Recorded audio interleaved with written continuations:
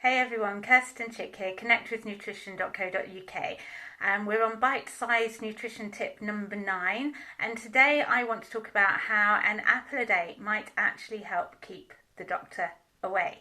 So I've been doing some really interesting research on a substance called quercetin. I've been working with quercetin for a long time as a nutritional therapist, as it's a natural antihistamine, so it's something that I might recommend to people with allergies, hay fever, sometimes asthma, that kind of thing.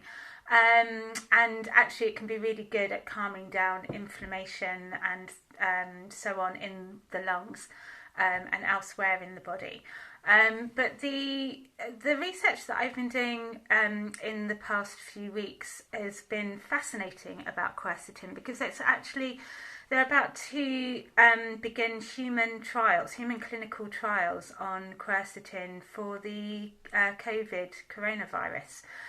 So I'm not suggesting here that eating apples is going to cure you or keep you completely immune from coronavirus. This is not what it's about. But I do feel that it's important to just make you aware that, or at least use this information to keep encouraging you to eat your fruit and veg. So quercetin is really, it's a flavonoid, it's a phytonutrient. It was first flagged up because it's really similar in structure to another phytonutrient called luteolin. Now luteolin you find naturally in celery, thyme, green peppers, chamomile tea and lots more. And they looked at this with the SARS virus, which is another coronavirus, the previous SARS outbreak, that's very similar to COVID-19.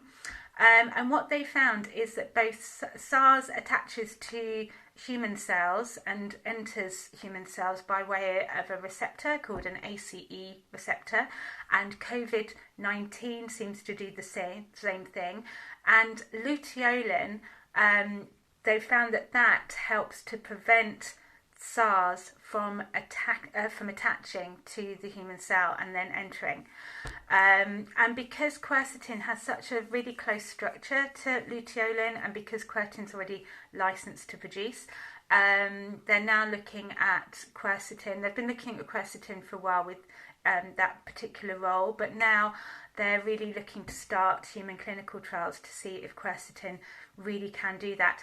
And in fact, one of the Montreal researchers that was looking to set up this clinical trial in China, although I think that might now be moving to Canada, he said, I've got a quote here from him, where's it gone? He said, "A cell has a lock and the virus has a key to enter and infect the cell.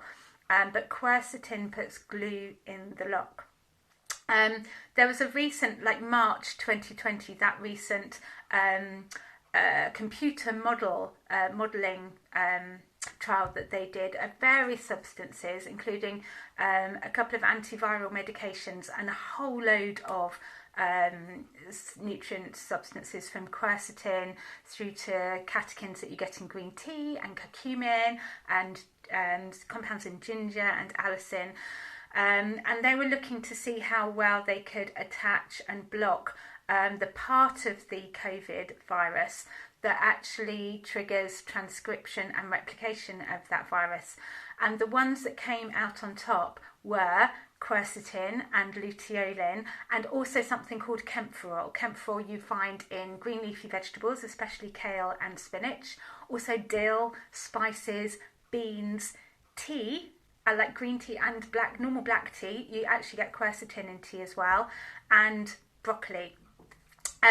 Quercetin, talked about it, we know we get it in especially the apple peel, but also onions, especially red onions, but all onions, tea again, berries and raw capers. If you like a caper, raw capers are particularly strong in quercetin.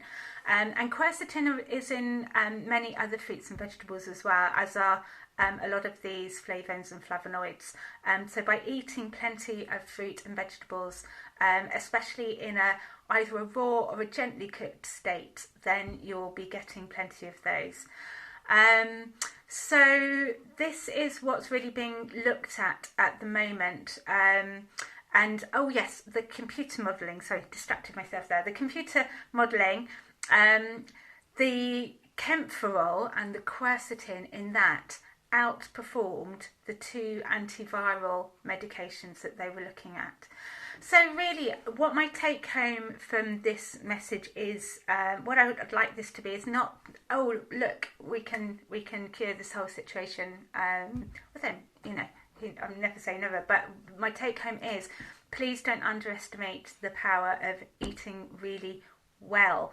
If you're having trouble getting hold of lots of fresh whole foods at the moment, then do what you can. But actually, it seems like the flow of production and getting stuff to the shops is improving now. So hopefully, you should be having greater access to fresh fruit and vegetables. If it was a struggle before, and just keep eating that veg and maybe an apple a day. Thanks for checking in. See you soon.